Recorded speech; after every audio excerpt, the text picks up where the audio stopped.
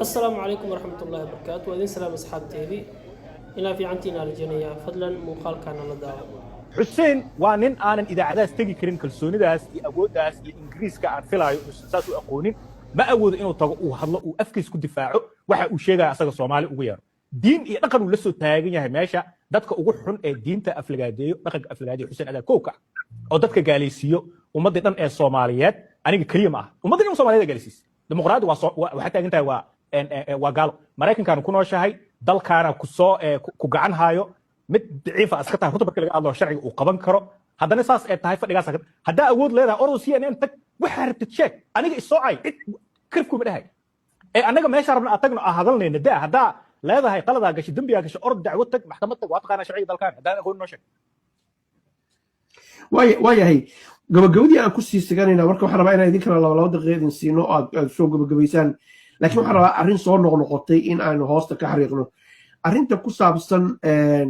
qabyaalad baa la ii eryanaya oo waa la qabiilay qabyaalad ahaan baa laygu haystaa cabdi iftalow maxaad ku xaqiijinaysaa in qabyaalad lagugu haysto niyo laba mid aan ku xaqiijinaya waa mid koowaadee horta in waxyaabaha aniga igu eedeynayaan xuseen iyo asxaabtiisa in rag iyo dumar